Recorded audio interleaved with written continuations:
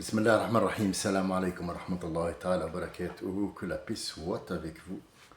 Donc que vous soyez, qui que vous soyez, soyez heureux, soyez bénis, soyez, Inch'Allah, libres. Libres de penser, libres de croire, libres de vos mouvements. Nous avons une fois parlé de la liberté, où s'arrête la tienne et où commence celle qui est à côté, et quelles sont les priorités et les points de vue que tu dois avoir dans ta vie. C'est ce qu'on appelle une espèce de tunnel. Des tunnels qui semblent à l'entrée comme étant un trou limité et qui aboutissent peut-être à un autre monde ou à une autre facette. La montagne, quand on fait un trou d'un côté, c'est sûrement qu'il va apparaître de l'autre côté le même trou, mais on a fait un passage pour aller d'un point B à un point C. Et vice-versa, le contraire aussi est juste. Ce que je voulais vous dire aujourd'hui, c'est une pause. Donc je comptais ne pas accumuler encore des vidéos sans savoir on en est où de tout ça. Est-ce que ça a donné des fruits? Est-ce que ça pousse quelque part? Est-ce que ça germe? Est-ce que la terre est fertile? Est-ce que des questions où on n'a pas peut-être des réponses immédiates. Le prophète alayhi salatu wassalam nous dit que à la fin des temps, même si vous voyez que c'est la fin et que vous avez une graine dans la main, plantez-la. La question est, est-ce que ce rapportage, ce dialogue qui nous est arrivé, ces paroles du prophète, est-ce qu'ils sont justifiés? Est-ce qu'on peut les prendre comme vrais ou pas? Comment peut-on distinguer un vrai du faux? Comment peut-on décider d'aller d'un point A à un point B?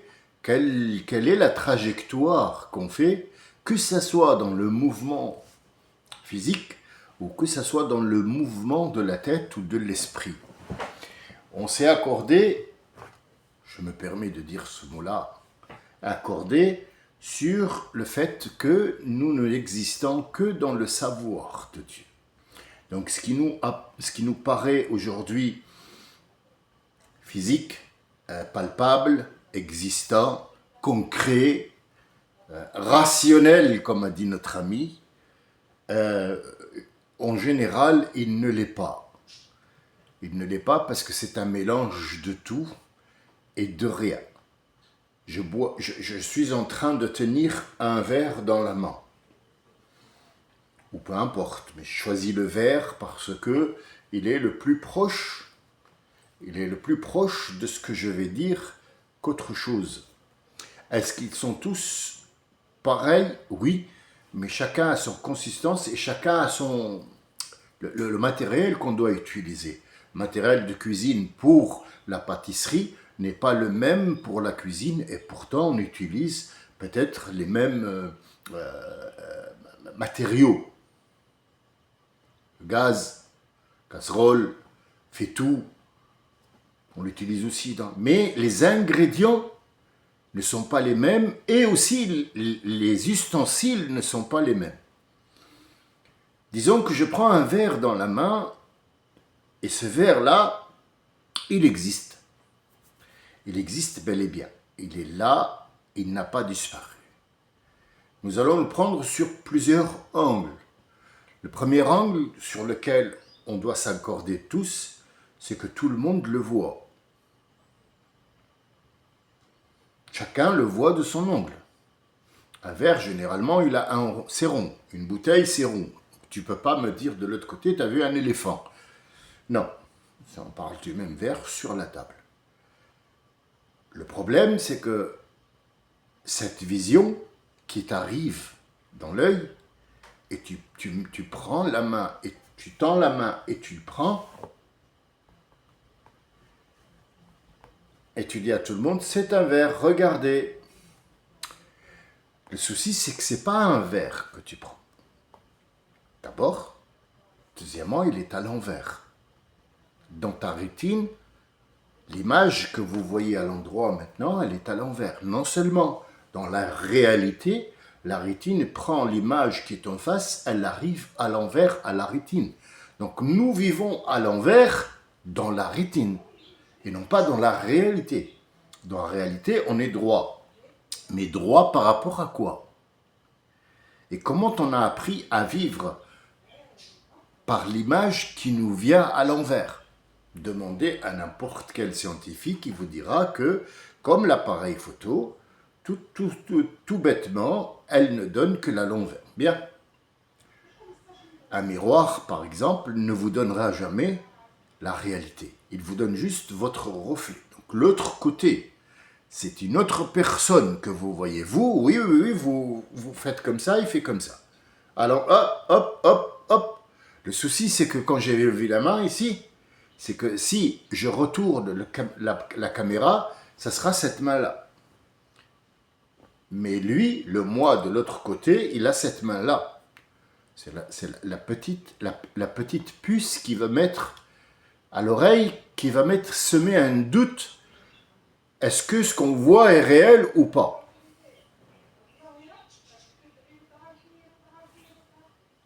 Qu'est-ce qu'on fait? Est-ce qu'on suit cette piste ou est-ce que les gens vont nous prendre pour des fous? Est-ce qu'on s'arrête 5 secondes pour voir qu'est-ce que c'est que cette histoire que tout le monde connaît, mais où tout le monde détourne le regard parce que ça ne l'intéresse pas, parce qu'il a peur d'aller sur un terrain où il va te découvrir qu'il n'existe pas lui-même. Est-ce qu'on a envie d'exister? Qu'est-ce que cette existence qu'on est en train de vouloir? Donc, non seulement on l'a pris maintenant scientifiquement, mais philosophiquement, qui me dit que ce verre qui est sur la table est loin ou près? D'abord, de quoi? Il est près de l'autre, plus près de l'autre qui est en face de moi de la table, ou il est plus près que moi? Quelle est la dimension sur laquelle je me suis basé? Ah oui, mais on s'est assis parce que j'ai pas demandé d'excuses. J'ai dit pourquoi, sur quelle base moi je vais commencer à compter dans quoi?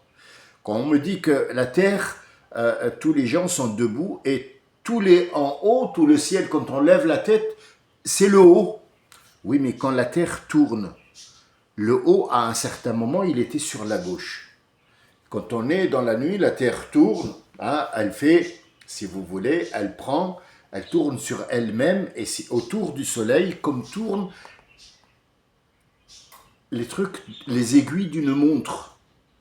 Or, quand on va par exemple à la Mecque, on fait le tour contraire, le sens contraire. D'accord. Tout ça, c'est compliqué. Il n'y a pas plus simple. Ce sont les trucs basiques. Les trucs de base qu'on apprend à l'école maternelle. On dit que ce que tu vois, c'est une image à l'envers. Mais comment ça se fait que moi, quand je tends la main, je prends le verre à l'endroit? Parce que la tête, notre tête à nous, elle te donne... Pourquoi? Mais parce que dans la vie normale, avant qu'on parle du verre, une fois ton haut c'est l'ouest, et une fois ton haut c'est l'est, sur la terre. Et Dieu il nous dit c'est la constellation dont je vous ai parlé, la constellation d'Orion.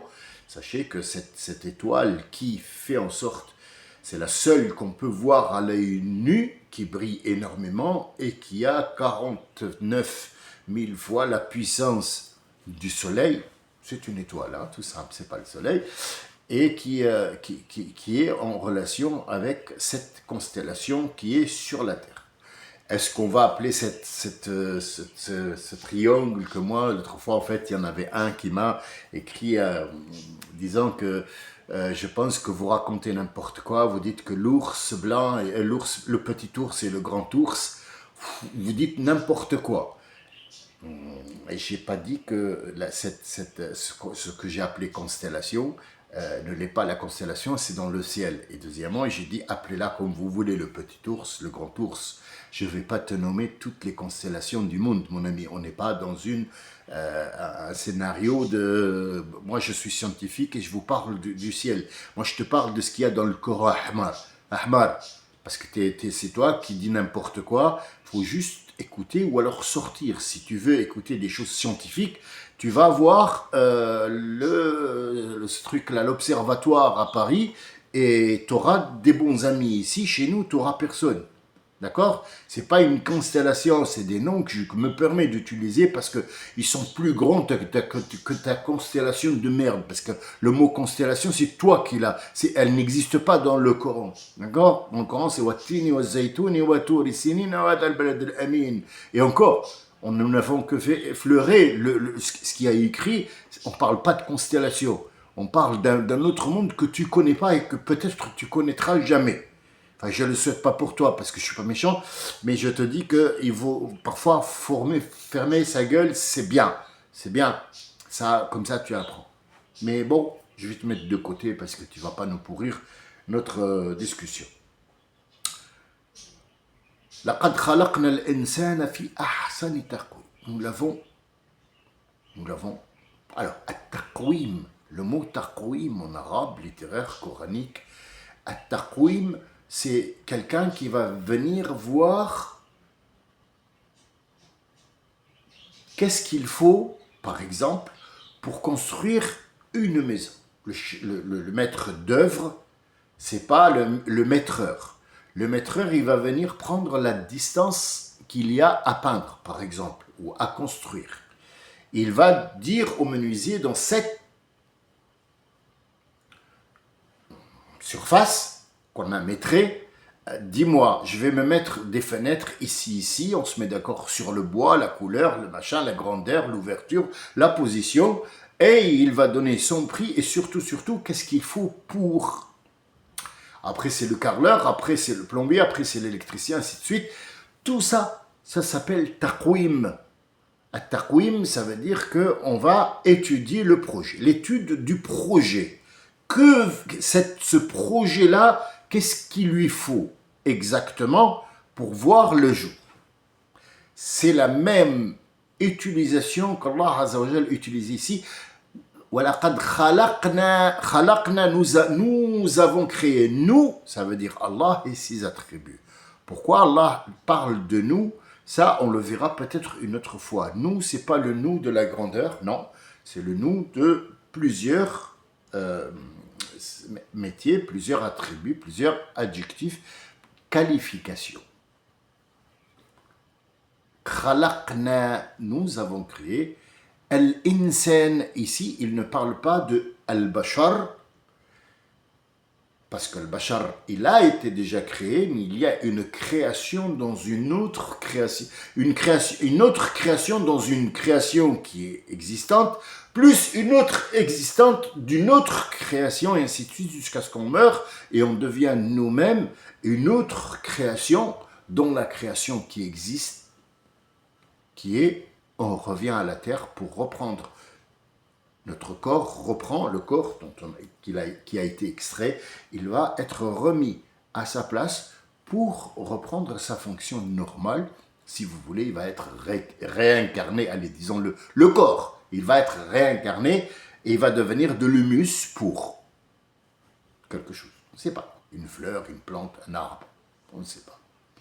Mais est-ce qu'il a disparu? Non, c'est comme le verre dont on parlait qui est sur la table. Vous voyez, on a fait juste une petite boucle et on revient. Ce verre, existe-t-il vraiment? Qu'est-ce qu'il faut pour détruire ce verre? Alors, il y a beaucoup de choses pour détruire le verre. Il y a par exemple des coups portés à ce verre-là. Ce coup, il va le casser. Donc, c'est un affrontement entre une force qui vient et une force existante. C'est la force qui vient, si elle est plus forte que l'existante, elle va la démolir, la casser, l'anéantir, la vaporiser, la détruire, tout ce que vous voulez, utilisez tous les mots que vous voulez. Est-ce qu'il y a d'autres façons de le détruire? Oui. Est-ce que ce verre pourrait disparaître sans qu'on le détruise? Oui. Oui. Philosophiquement ou véridiquement? Véridiquement et philosophiquement. Philosophiquement, on ne voit que les choses qu'on veut voir. Nous voyons que les choses que nous voulons voir. Ce que nous ne voulons pas voir ne sera pas vu et pourtant il est devant toi. Parce qu'il veut quelque chose. C'est lié au vouloir. Bien. Mais disons que, concrètement, est-ce que ce verre, on peut le détruire sans le toucher? Oui. C'est de la magie? Pas du tout. C'est des ondes. Alors, comment expliquer tout ça pour quelqu'un qui veut vraiment comprendre tout simplement? Il n'y a pas la tête, c'est de la philosophie, c'est de la folie, tout ça. On n'arrive pas à comprendre, à le suivre, ce gars. Qu'est-ce qu'il veut? C'est quoi le projet? Qu'est-ce que tu veux nous faire comprendre, monsieur Samy? Allez, vas-y, accouche. On pousse, on retient le souffle, ça va, on voit la tête. D'accord. Nous sommes et nous vivons dans le savoir de Dieu. Nous hommes, je vais utiliser des mots qui ne sont pas à la hauteur de la divinité et à la hauteur de ce qu'on est en train de dire là, parce que c'est grand, c'est énorme. Vous voyez combien on dépense d'argent pour faire comprendre aux gens cette chose-là, et ils n'arrivent pas à comprendre parce qu'ils n'ont pas une base. Nous avons été formatés pour ne pas comprendre ces choses-là. Allah Azza wa Jal peut nous anéantir et nous enlever. Disons que moi, je vais parler d'un être humain là maintenant, pas d'Allah Azza wa Jal, d'un être humain. Un être humain comme par exemple un scénariste ou un écrivain. D'accord? Bien. L'écrivain, le scénariste, va se baser sur des idées qu'il connaît déjà, c'est du concret, sur des choses qu'il connaît et surtout le sentiment. Ça veut dire qu'il va connaître quand est-ce que le gars de l'autre côté, à qui il va faire des gestes, il va avoir peur ou être content ou ou le manipuler. Donc il a conscience de toutes ces choses-là. Il a une petite étude dans la tête, ça ne s'apprend pas. Si maintenant il y a des écoles de scénaristes, mais ils vont plus sur le côté métier que sur le côté... voilà, il y a des scénaristes qui ne perceront jamais et il y a des écrivains qui seront jamais lus parce que il y a pas cette âme dans le livre ou dans le scénario et ainsi de suite que l'autre a, comme par exemple Spielberg ou comment il s'appelle l'autre, Hitchcock ou voilà. Donc ce sont des choses qu'il va créer. Ces personnages, cette vie qu'on connaît, par exemple comme Sherlock Holmes, Harry Potter, la communauté des anneaux, Dark Vador, enfin je prends les noms les plus communs pour que les gens me comprennent. Ils existent où? Ils existent concrètement dans des objets, dans des dessins, dans des livres, dans des films. Les gens se prennent pour Harry Potter et ils se prennent pour je sais pas quoi et tout le monde a une psychose de machin. Mais ils existent, oui. Mais est-ce que vraiment ils existent? Non, ils sont devenus des objets parce qu'on les a fait exister et puis bon ça va faire un commerce là-dedans. Mais disons, d'où vient cette idée-là? Est-ce qu'on peut la détruire? Oui, on peut aller à la racine, la détruire, mais l'idée continue à vivre. Donc, c'est l'être humain qui décide, est-ce qu'il va continuer à faire vivre cette histoire-là ou pas? Et donc, le scénario, c'est une création. On va créer un petit garçon et on va le voir grandir et on va lui mettre ce qu'il mange, ce qu'il fait, ce qu'il subit, sans passer par le moindre détail. C'est là la différence entre un scénario qui est fait par un être humain et une existence qui est projetée dans ce monde que nous connaissons, qui est un monde virtuel qui n'existe pas il existe que dans le savoir de Dieu, puisque c'est Dieu qui nous a imaginés et qui nous a dessinés, et il va donner tous ses noms et ses attributs. Al-Musawwir, Al-Wajid, Al-Majid, Al-Zahir, Al-Batin, tous ces noms, ces attributs d'Allah contribuent à sortir ce monde-là qui est là. Comment il va, ce monde, avec quoi il vit, mis à part le produit brut ou fini qu'on est en train de malaxer, de toucher, de fabriquer. C'est quoi? C'est de l'énergie. Tout est énergie. Ce corps que vous voyez, la laideur, la beauté, la grandeur, la grosseur, la taille, la force, l'existence, l'aise, le malaise, tous ces mots qu'on connaît, tous ces trucs avec lesquels on vit, l'intelligence, l'idiotie, la connerie, le mal, le bien, tout ça, ce sont juste des noms qu'on donne à une énergie. Cette énergie va prendre une forme qui est un homme, un arbre, un éléphant, un rhinocéros, Zemmour, Chalgoumi, tout ça, ce sont... non, Chalgoumi, c'est pas une énergie, c'est une merde, Zemmour aussi. Bon, c'est pas grave, il est déjà dans l'idée, bon, il ne peut pas lui l'enlever. Cette énergie, elle vient d'où? Alors concrètement, quand on touche les mots, excuse-moi, moi je n'ai pas compris, hein, je ne suis pas allé à l'école, je ne comprends pas ce que tu me racontes. C'est quoi l'énergie? C'est l'électricité. Oui, entre autres, l'électricité est une énergie, mais il y a d'autres choses. Moi, j'ai mis toute mon énergie pour faire apparaître aujourd'hui, par exemple. Ah, d'accord. Et il y a des gens qui ont mis toute leur énergie pour créer ce petit morceau de ferraille là, et où il y a de l'or et des machins.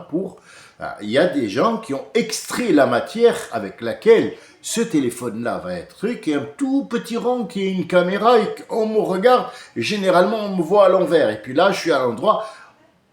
Oula, c'est beaucoup d'informations, ça. Hein, ouais, mais ça, c'est rien. Ça, c'est juste pour que tu comprennes. Thumma, après, aradadnahu. Aradadnahu, le mot arad, c'est retour à l'expéditeur. En arabe littéraire, arad. Arad, en arabe littéraire, c'est retour au destinataire.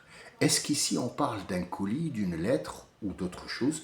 Tout ce qui est arrivé d'un point A, qui est arrivé du point A à un point B, retourne du point B au A. Ça s'appelle un retour à l'expéditeur. Retour de l'expédition à son expéditeur. Est-ce que ça se fait pour tout? Toute chose, même l'être humain. Toutes ces idées que la personne va s'imaginer, ce scénario, il peut revenir à son expéditeur et remodeler pour ressortir autrement. Donc tout est énergie. Il n'y a absolument pas de matière. C'est un leurre, cette matière qu'on touche, avec laquelle on vit. Et croyez-moi, je suis sûr de ce que je dis, je suis conscient de ce que je dis. Vous avez par exemple, vous avez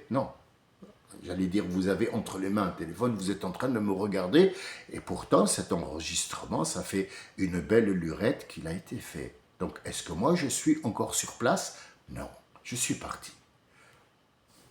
Mais je porte des lunettes, oui, c'est du verre qui a été à un certain moment du sable, et puis du plastique qui a été, parfois, c'est même pas du plastique, si vous voulez, c'est une sorte de polymère, un matériel chimique, voilà, qui a été, voilà, et puis après on a du métal qui a été trempé, puisque c'est juste du fer qui a été inoxydé. On a enlevé la matière qui va l'oxyder pour faire en sorte qu'il brille comme ça et qu'il a cette couleur argentée. Il va être fusionné avec le feu, puis après il va être trempé dans du produit, et puis il va être trempé dans ce qu'on appelle un bain d'électricité, de l'énergie. Cette énergie-là va faire en sorte de stocker et d'assembler les molécules qu'on va lui mettre dessus pour qu'ils deviennent inoxydables et qu'ils brillent. D'accord. Donc, normalement, ce qu'on voit qui est en train de briller là, ce n'est ni de l'argent ni de l'or, c'est que du fer. C'est du métal plus, parce que le fer, on a enlevé ainsi de suite, jusqu'à arriver à un métal qu'on va... D'accord, d'accord. Ok, ça marche. Mais disons que si par exemple on mélange du cuivre qui, au contact de l'eau, devient vert, hein, où il y a des champignons qui poussent. Ce n'est pas des champignons, ça c'est une oxydation. Donc cette oxydation-là, on va la mélanger avec l'or, elle va se voir, n'est-ce pas? Non, il y a des étapes pour que l'or, parce que l'or, en vérité, quand il est seul, l'or pur, il est malléable. Donc pour qu'il soit plus malléable et qu'il soit porté en collier ou en truc, il faut qu'il y ait une certaine quantité de zinc, de cuivre, de beaucoup de matériaux qui ont été extraits de cette matière qui s'appelle le fer pour. Bien. Dans le sang, est-ce qu'on a du fer? Oui. Est-ce qu'elle est comment de fer? Est-ce qu'on a une barre de fer qui passe dans le sang ou... Non, il est à l'état, si vous voulez, la dernière étape du fer, c'est ce fer qui devient des molécules qu'on ne voit pas à l'œil nu et qui galopent dans le corps parce qu'on en a besoin. Est-ce que l'être humain s'oxyde? Oui. Bah oui, le sang, quand on se coupe, on dit que le sang, il a coagulé, ça va. Non, il s'est oxydé. Et on le sent. Et oui, le sang, on le sent. Surtout dans le boudin, on le sent. Bah oui, parce que le plasma, les globules rouges et machin, ils s'enlèvent, ça reste que l'oxydation qu'on va manger. Est-ce que c'est une bonne idée? Ça, c'est une autre histoire. On s'oxyde. Si on s'oxyde, c'est qu'on fait partie de cet élément-là qu'on met. Mais est-ce qu'on existe alors? C'est là la question. Depuis tout à l'heure, on tourne en rond, tourne en rond. Est-ce qu'on existe? Oui, on existe dans le savoir de Dieu. D'accord. Et ces sortes de, soi-disant, monde parallèle. Le monde parallèle, en fait, nous existons, nous sommes à ce moment où là où je vous parle, avec tout ce qui s'est passé, avec tous les morts, avec tous les gens qui ne sont pas encore là, si vous voulez, je vais utiliser un mot qui est médiocre pour moi, qui n'a pas lieu d'être ici. Malheureusement, je n'ai pas le choix parce que nous ne sommes pas tous en même temps, c'est là, des gens qui ont un savoir prophétique. Nous sommes des gens simples. On essaie de comprendre ce qui n'est pas expliqué par les autres. Parce que ça ne les arrange pas, ça mène nulle part, c'est juste l'ouverture de l'esprit. Cette ouverture de l'esprit, ils ne la veulent pas. Nous sommes dans l'imagination d'Allah Azzawajal. Il nous imagine et il nous a tout préparé dans ses imaginations, comme par exemple un spécialiste du bois, quand vous lui parlez d'une porte, vous voulez une porte d'entrée, avec un dessin. Mais est-ce que ce dessin que vous avez donné est conforme à ce que le menuisier en face de vous a compris? Non. Lui, il parle matière. Comment mettre, comment le jeu, est-ce qu'il va boire de l'eau, il va gonfler cette porte? Comment on fait pour qu'il soit à sa place, qu'il ne dévie pas de sa place? Les dimensions, la grandeur, la grosseur, qu'est-ce qui va le porter? Quels sont les murs ou le socle où il va être posé? Est-ce qu'il est possible de l'être humain pour l'ouvrir après? Quelle est la serrure qui va? Et ainsi de suite. Quelle est l'essence du bois où il va mettre?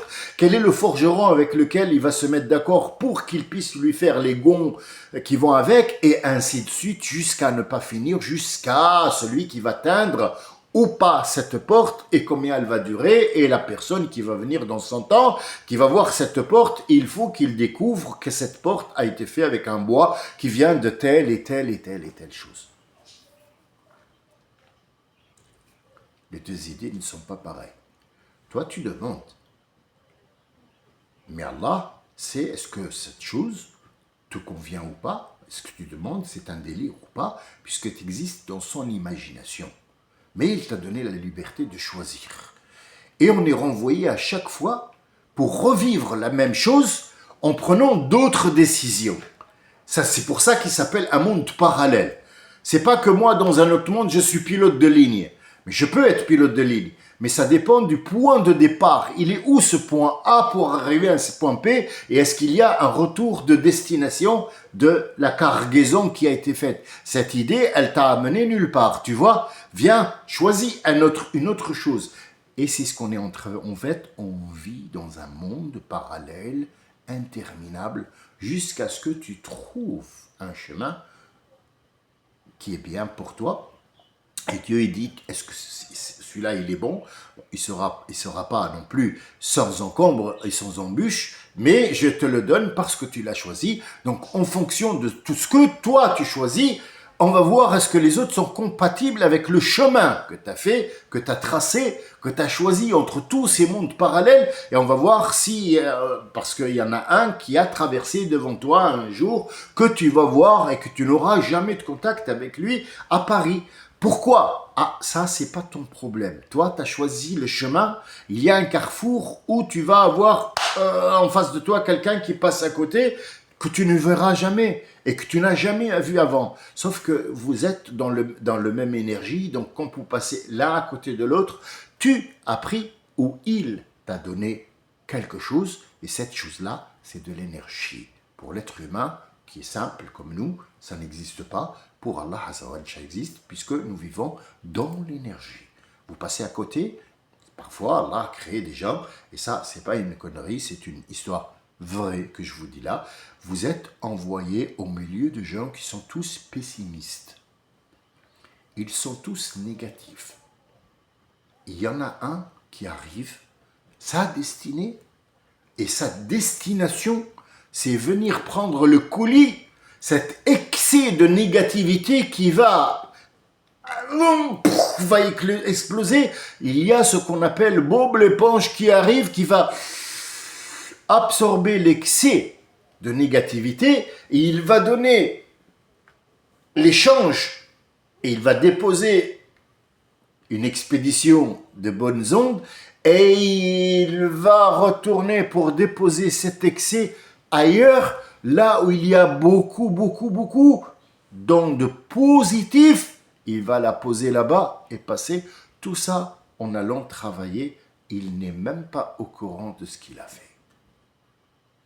Donc nous vivons tous dans ce qu'on appelle une énergie. Cette énergie-là, c'est ce qu'on a raconté, l'existence de Adam, sa sortie du cocon, jusqu'à nous, où on va sortir de cette inexistence. Nous représente le nouvel ère, l'ère nouveau qui va fabriquer les continents qu'on va connaître jusqu'à aujourd'hui. C'est le point A qui va nous emmener au point B. Pour terminer cette intervention qui, pour quelques-uns d'entre vous, sera... Je vais utiliser le mot, c'est pas grave, mais je suis conscient parce que quand je reçois les commentaires, vous ne voyez pas grand-chose sur votre téléphone ou sur votre ordinateur. Les commentaires, c'est moi c'est la source. Enfin, le revoit l'expéditeur, c'est moi qui a expédié toutes ces idées-là. Et je reçois beaucoup de négativité. Est-ce que d'insultes ou des choses comme ça? Il y en a qui sont pris en compte parce que même s'il est agressif et qui m'a insulté, c'est que je l'ai pris, je l'ai choisi lui pour vous en parler parce que il touche à quelque chose dont nous parlons et d'autres qui ne sont insignifiants. Il y en a même qui me crachent dessus en écrivant TH F, voilà. Après, on ne sait pas. Peut-être qu'il donne une expédition de, je sais pas, des postules pour que l'air... je sais pas, il fait quelque chose de l'énergie, ou il est perdu dans l'espace, mais qui ne m'atteint pas. Mais il y a des choses, il faut les prendre en compte et les dire aux gens pour que, voilà comment ça se passe, et ainsi de suite. Alors, le mot que j'ai choisi, c'est peut-être que la plupart d'entre vous, ils vont trouver que l'intervention d'aujourd'hui n'est pas comme les autres, c'est un petit peu brouillon, charabia, il n'arrive pas à comprendre. Ça va venir, Inch'Allah. Assalamu alaikum wa rahmatullahi wa barakatuh.